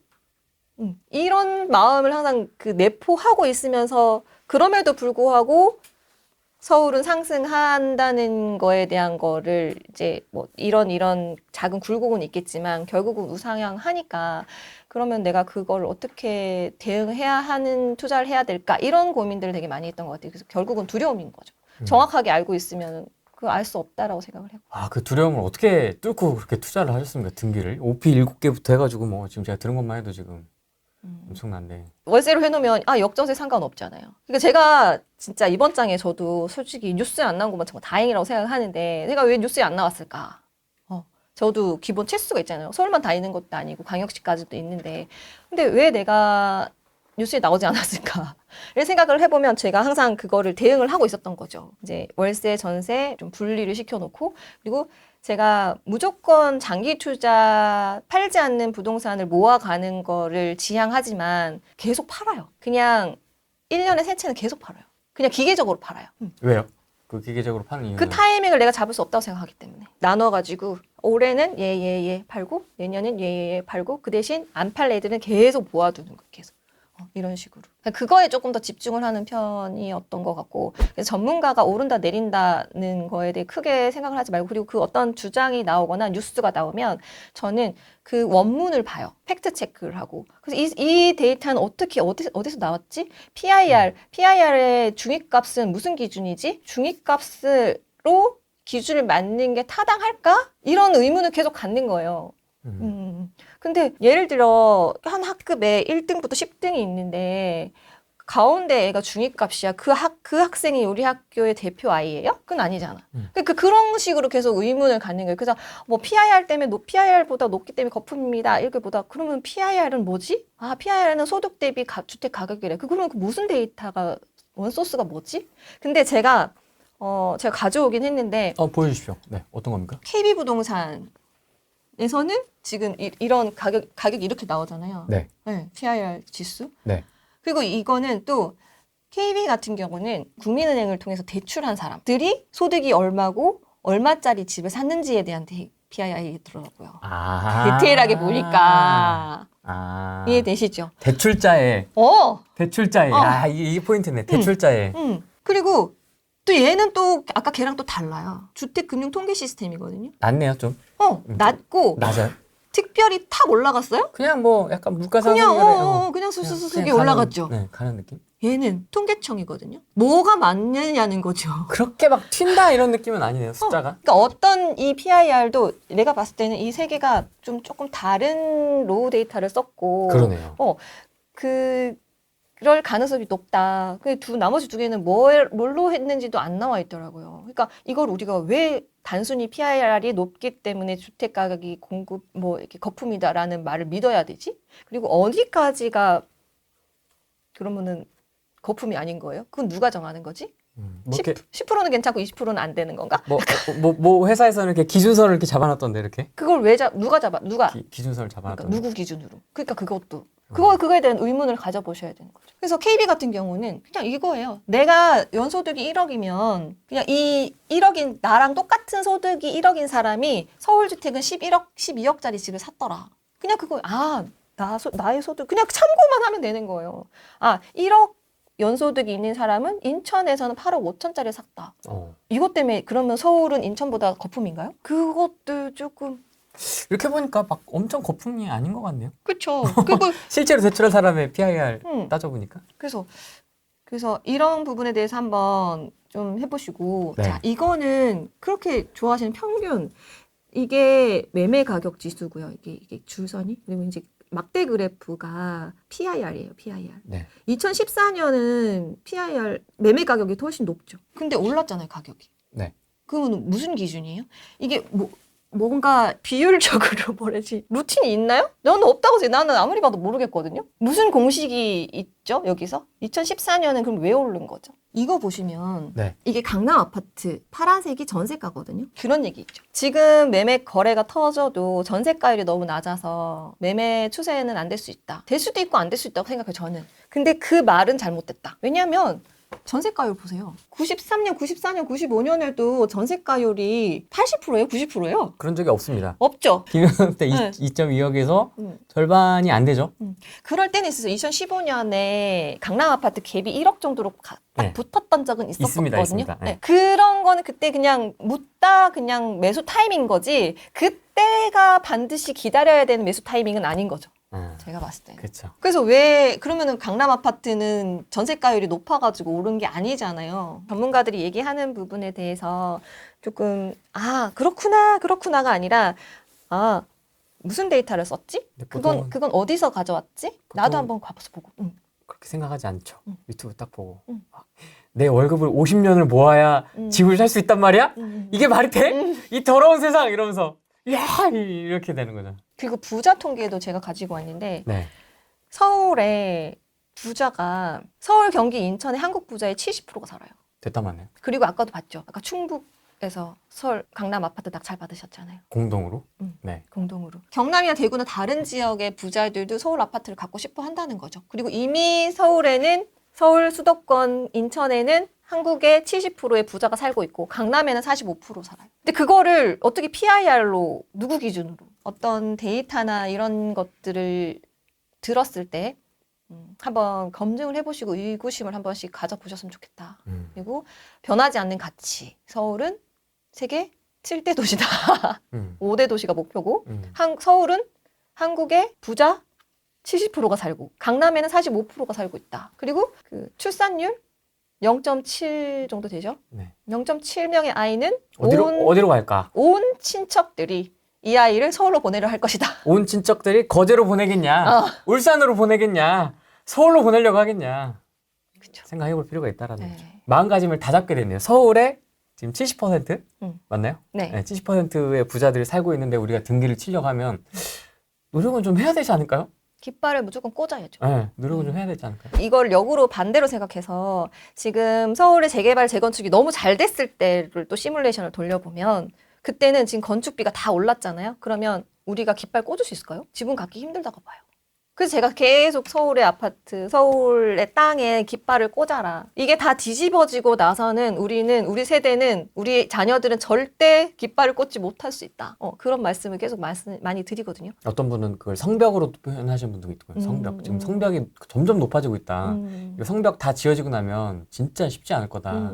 저도 제 생각도 그래요. 그래서 그치만 지금 기회가 너무 좋다. 전세 빌라 사기, 그다음에 126 정부 실책 그런 거 고금리 이게 다 어우러져 있는 타이밍이 그리고 공급 공백. 그러니까 공급 공백이 되니까 정부에서는 어떻게든 지어줄게, 뭐 노후도 낮춰줄게, 용적률 올려줄게, 조금이라도 해, 모아 타운 아니면 모아 주택이라도 해, 뭐 이런 식으로 지금 재개발 정책이 엄청나게 많아요. 그리고 전 정권에서 만든 정책이 새로 사실은 정권이 바뀌면 폐기 처분하잖아요, 대부분. 네. 폐기 처분 안 해요. 오히려 보완을 해요. 3080 같은 경우는 새로운 매수자가 현금 청산되는 상황이었거든요. 그거 합리화시켜줄게. 오히려 전 정권 정책을 업그레이드를 해주는 거죠. 뭐든 되는 거 해. 뭐든 되는 거 해. 정부 지금 다 밀어줄게. 약간 이런 분위기예요. 근데 지금 이렇게 분위기 안 좋은데 깃발 꽂아라. 그래서 다주택자는 철저하게 배제된 상황에서 제가 계속 왜 신흥부자 이렇게 얘기를 하냐면 그동안 외면받았던 무주택자나 뭐 1주택자 분들은 지금이 신흥부자가 될 수 있는 진짜 절호의 기회다. 대신 이거를 짧게 보지 마셔라. 재개발, 재건축 빨리빨리 안 된다. 근데 싸게 살 수 있잖아요. 우리 지금. 너무 상황이 너무 좋은 거죠. 다주택자 지금 어떤 거 살까요? 다주택자 지금 네. 빌라 오피스텔 사세요. 서울 거. 빌라 오피스텔. 못 지어요, 그렇게 그 가격에. 그 가격에 못 짓고 만약에 재개발, 재건축이 돼서 걔네들이 아파트가 됐다. 아파트가 돼서 내 거가 포함돼서 아파트가 되면 너무 좋고 안 돼도 그 땅이 이제 사라진 거잖아요. 그 땅에 내 물건이 오히려 또 희소해질 수 있는 거죠. 빌라나 서민층에 공급할 수 있는 주택이 될 수 있는 부분이니까 지금 하시고 대신 취득세가 안 풀렸어요. 120 대책 후속 조치라고 나왔는데 보니까 다주택자는 철저하게 배제돼 있더라고요. 너는 일단 빠져 있어. 네, 1주택자, 2주택자만 빌라라도 사. 이렇게 약간 더 사 이렇게 되는데 아니면 지방 사. 네. 그분들이 사겠어요? 안 사지? 불안해 죽겠는데. 오히려 그분들은 다주택자가 움직여야지 안심하고 움직이시는데 근데 정부는 왜 굳이 그러면 다주택자를 풀어주는 것처럼 해놓고 안 풀어줬을까를 생각을 해보면 풀었을 때도 부작용도 만만치 않을 수 있으니까 그런 게 아닐까? 근데 뭐 제가 정부의 의도를 알든 모르든 저는 그게 중요하다고 생각하지 않거든요. 내가 할 수 있는 거 하면 되는 거지. 그래서 빌라 취득세 만약에 다주택자라면 13.2% 내야 되잖아요. 그러면 내가 경매로 20% 싸게 사면 되잖아. 20% 싸게 사서 주택임대사업자 등록을 해서 월세 세팅을 하면 종부세도 안 나오고 전세가 아니고 월세니까 최우선 변제금 이하면 보증보험도 가입하지 않아도 되고 그냥 계속 기다리는 거죠. 그러면은 뭐 월세 받고 기다리다가 난 싸게 샀으니까 옆에 다 빌라가 허물어져서 아파트가 됐어. 그럼 내가 내 빌라 가치가 올라가겠네. 빌라가 없어졌으니까 줄어들었으니까. 근데 운이 좋아서 내가 재개발이 됐어. 그럼 나 새 아파트 되는 건가? 이렇게 되는 거죠. 그러니까 뭐를 핑크빛을 보고 하시지 마시고 안 좋았을 때 생각을 하면서 양손에 떡을 쥐는 투자를 하셨으면 좋겠는 거죠. 빌라 이러면 이제 저것도 이제 언젠간 메이플 자이가 돼 있겠지. 원밸리가 돼 있겠지. 하는데 안 돼. 막 싸워. 비대위 나오고 막 소송 걸리고 막 가처분 금지 걸리고 막 이러잖아요. 장난 아니에요. 그 이제 막 머리 터지는 거지 그때부터. 잘 가다가도 진짜 철거 직전에 소송 걸려서 제가 2년 연기되는 거 봤거든요. 지금 철거하고 있는 것들이 그래요. 근데 제가 만약에 거기에 막 2억이 들어가서 3억이 들어갔어. 그러면은 못하죠. 힘들죠. 제가 그거를 1억 5천에 사가지고 그 부클에도 내가 그거 사라고 막 얘기했었는데. 근데 1억 5천에 사가지고 제가 1억 2천 대출 받아서 3천만 원 투자했어요. 근데 지금 제가 21평형 받거든요. 땅 파고 있고. 그러면은 1억 2천 대출 이자가 얼마예요? 왜 웃으세요? 못 사가지고. 뒤에 루블님 앉아 계십니다. 그 1억 2천 대출 이자 못 내요? 월세 내면서 받으면서 하면 되니까. 저는 사실은 실거주 복리 투자를 하셨으면 좋겠다라는 주의거든요. 네. 근데 지금 시점에서는 무조건 2주택은 가져가셔야 된다. 그리고 나서 좀 2년, 3년 정도 지났을 때 이제 좀 부동산 경기가 좀 많이 바뀌었을 때 그때 선택을 하셔서 내가 하나는 비과세를 받고 나오든지 아니면 그냥 둘 다 가져가서 뭐 하나를 더 새로 취득을 하시던지. 그러니까 부동산은 항상 복리거든요. 복리로 계속 늘어나요. 1가구 1주택으로는 올라가면 항상 상급지가 먼저 올라가 있기 때문에 갈아탈 수가 없어요. 내가 정말 전문직이어가지고 연봉이 몇 억이 돼. 아니면 부모님한테 내가 좀 땡겨올 돈이 있어. 그런 상황이 아니면 항상 상급지가 먼저 올라가 있기 때문에 못 가요. 그래서 1주택자는 중립기여라고. 2주택이 돼야 이제 D 드라이브가 걸리는 거죠. 그래야 이제 앞으로 가는. 그래서 저는 그거를 계속 늘려가는 자는 약간 약간 그런 성향이거든요. 근데 지금은 정책상 2개밖에 안 되니까 그래도 정책이 언제 바뀔지는 모르지만 2주택까지는 진행을 하시다가 분위기가 살짝 바뀌었을 때 그때 결정을 하셔라. 1주택자 지금 스탠스는 조금 저는 좀 비추? 폭등장하고 이번 하락장은 어떻게 잘 버티신 거예요? 어떻게 하신 거예요? 제가 이번 장에 조금 반성을 좀 했죠. 저는 사실 제가 포트폴리오론자라고 했잖아요. 그래서 나는 다 대비가 돼 있으니까 상관없어. 금리 괜찮아. 나는 견딜 수 있어. 나는 다 이렇게 해놨으니까 막 이렇게 해놨으니까 괜찮아. 이렇게 생각을 했었어요. 근데 나만 괜찮다고 되는 게 아니더라고. 다른 사람들이 다 힘드니까 다 같이 넘어지더라고요. 그래서 다행히 제가 매년 매도하고 그다음에 전세 월세를 분리시켜 놓고 그다음에 이제 그 오피스텔 같은 경우도 사실은 좀 힘들었던 친구들이 다 전세로 세팅을 많이 해놨었거든요. 근데 저는 다 월세로 했었어요. 한 채 빼고. 그것도 부동산에서 대표님 하나만 진짜 전세 해주시면 안 돼요? 막 이런 식으로 해가지고 그것만 제가 전세를 놨고 다 제가 월세로 세팅을 해놨었거든요. 그러니까 그거가 역서세가 나도 저는 데미지가 없는 거죠. 그리고 주택임대사업자를 옛날부터 등록을 해놨었어요. 그때 투자하셨던 분들이 뭐라 그랬냐면 그래서 제가 전세 풍차 돌리기라고 얘기를 했었거든요. 그래서 어차피 저는 4848을 안 하고 오래 갈 아이들은 주택임대사업자에 계속 평생 묻어둔다라는 그런 입장이었기 때문에 걔네들은 애시당초 다 묶어뒀었어요. 근데 뭐냐면 5%밖에 못 올리잖아요. 네. 5%밖에 못 올리니까 그거 올리지도 못하고 그리고 올려도 그거 다 곶감 빼먹기야 막 이러면서 비아냥거리고 막 그러셨거든요. 근데 그게 전세가만 오르지는 않아요. 전세가가 매매가를 역전할 수는 없잖아요. 일시적으로 뭐 그런 간헐적으로 거래가 일어나기도 하지만 역전할 수는 없거든요. 어쨌든 매매가를 같이 밀어 올리기 때문에 그런 전세 풍차 돌리기 할 물건, 월세 세팅할 물건, 매도할 물건들을 좀 분류를 처음부터 좀 잘 해놨었기도 했고 주택임대사업자를 등록을 했었기 때문에 제 물건이 항상 우선순위였었어요. 이게 연간 5%밖에 못 올리다 보니까 다른 데 폭등했을 때보다 제 거가 너무 싼 거예요. 너무 싸니까 우선순위가 되고 오히려 역전세가 안 나는 거지. 이게 쭉쭉쭉쭉. 그러니까 그런 부분들이 저한테 좀 이번에 장에 좀 도움이 됐다. 그래서 저도 역전세가 전혀 안 나진 않았거든요. 근데 다른 흐름들이 이렇게 잘 돌아가니까 거기서 이렇게 얘를 메꿔주고 뭐 예를 들어 주택임대사업자가 만기가 됐어. 그러니까 제가 8년 만료된 게 작년 올해 새 채가 생겼었거든요.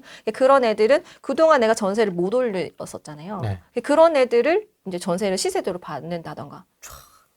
아니면 매도를 한다던가 뭐 이런 식으로 해가지고 현금을 돌게 하고 뭐 그런 식으로 했죠. 네. 이번 앞에 사이클만 얘기하는 겁니다. 20년이니까 헷갈리실 수도 있을 것 같아서 문재인 때와 윤석열 때만 얘기하는 겁니다. 나 이런 투자는 나 되게 잘한 것 같다. 그다음에 나 이건 조금 그래도 아쉽다. 이런 게 좀 한 가지씩만 꼽아주신다면. 잘한 거는 네. 한강변 계속 모은 거. 한강변 계속 모은 게 그것도 오피스텔이었는데요. 그거를 제가 입지가 너무 좋다고 생각을 해가지고 근데 그냥 투자자들이 안 들어가는 거 들어가야 돼요. 제가 그거 들어갈 때 투자자들이 아무도 안 보더라고요. 그래서 저는 계속 샀거든요. 1억 1천에도 사고 1억 2천에도 사고 1억 4천에도 사고 1억 8천에도 사고 원룸이요? 원룸을 그렇게 샀는데 지금 막 전화 와요. 팔으라고. 팔으라고요?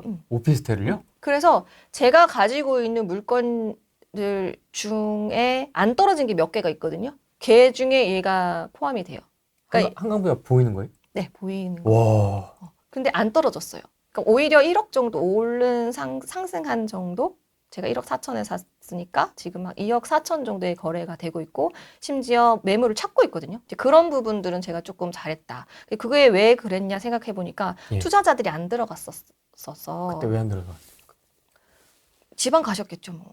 그때가 언제였는데요? 2년 전부터 계속 2년 전이면 하락장인데? 24년?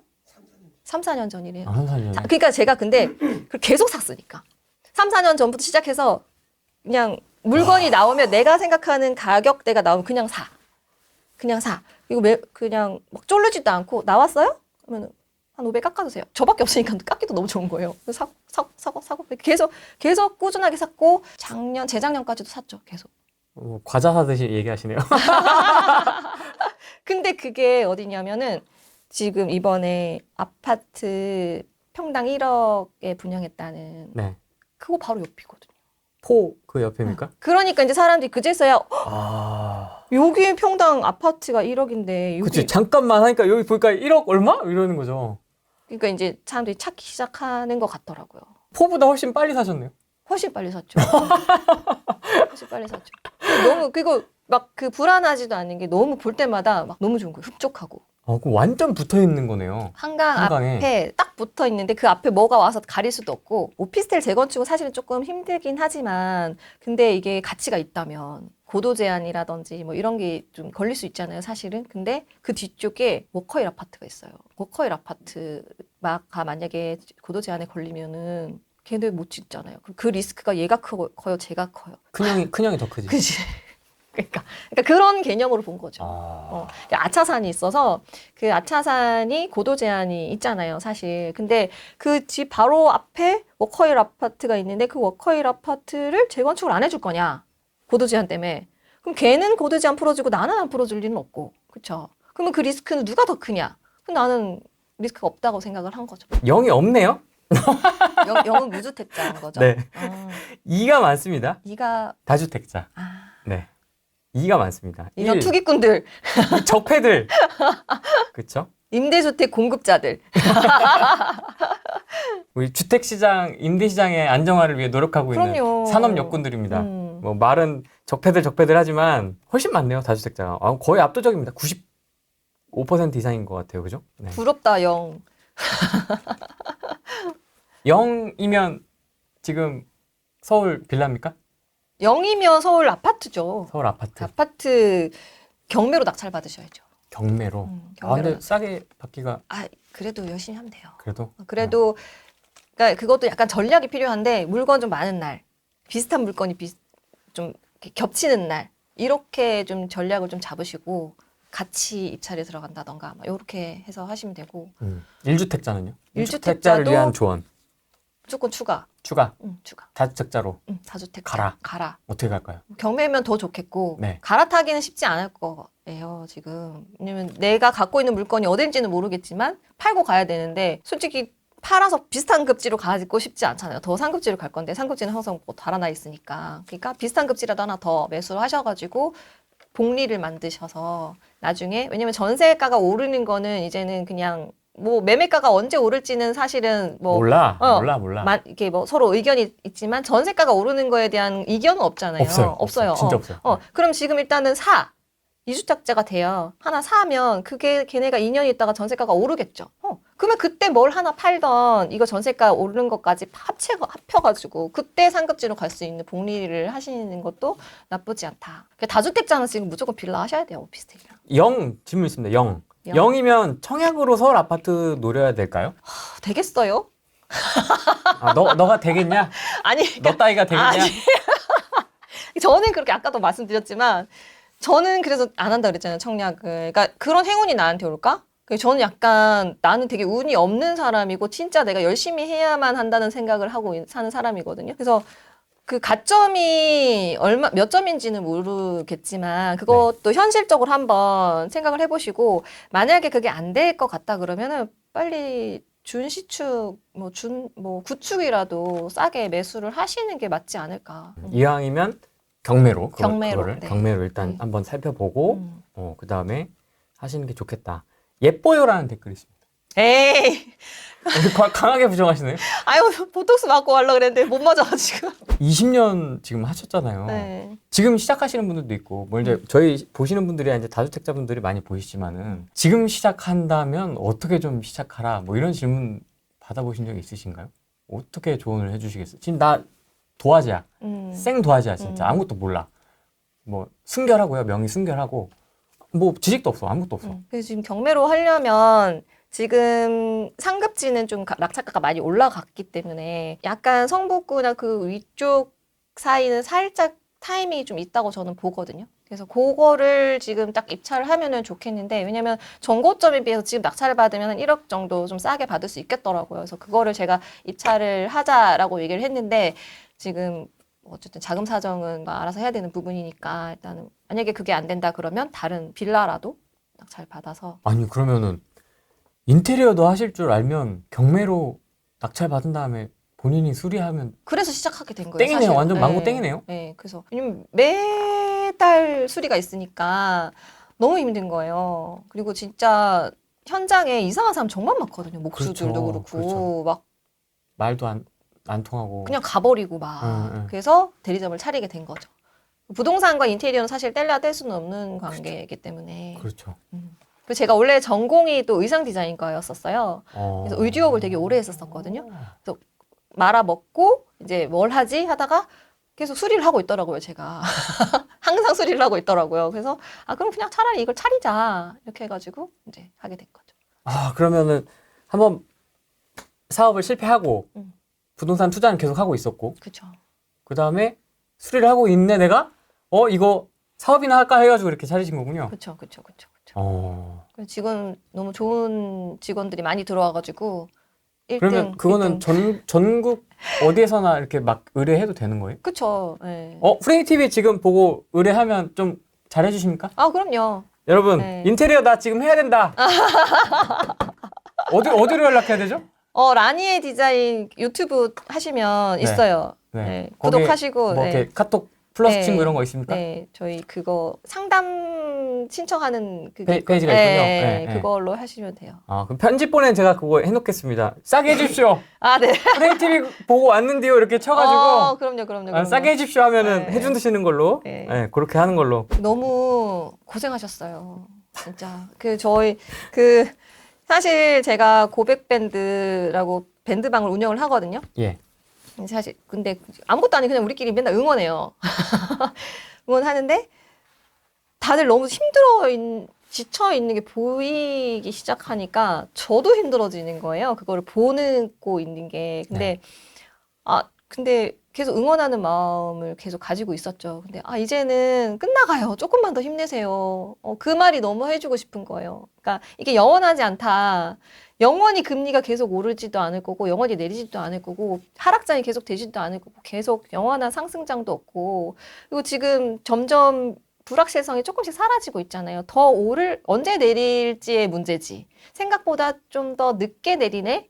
이런 상황이잖아요, 사실. 그리고 역전세도 엄청 지금 뭐 52주 연속으로 전세가가 상승하고 있으니까 네. 우리가 처음에 22년도 때 받았던 그 역전세가 뭐 그때는 뭐 몇 억씩이었다면 지금 조금 줄어든 상황이잖아요. 이제 좀 견딜만 해졌다. 조금만 더 힘내셨으면 좋겠다. 그런 말씀도 해드리고 싶어요. 그 안에서도 지금 기회가 있다. 열심히 공부하셔서 신흥 부자가 되셨으면 좋겠다. 네. 기회가 분명히 지금 있는 시기군요. 그렇죠. 항상 있었던 것 같아요. 없었던 적은 없었던 것 같아요. 작년에도 사셨고 재작년에도 사셨고 상승기 때는 상승기에 할 만한 게 있는 거고 하락기 때는 또 하락기에 할 만한 게 있는 거고 그러니까 그거가 상관이 없는 거죠. 상승기든 하락기든 할 수 있는 게 계속 있다. 그래서 우리 투자자들은 어떻게 얘기를 하냐면은 네. 언제 팔아야 돼요? 돈 필요할 때 팔면 돼. 언제 사야 돼? 돈 생기면 사면 돼. 그게 중요한 게 아닌 거예요. 내 포트폴리오가 중요한 거예요. 개쩐다. 네, 진짜 다 이해할걸요?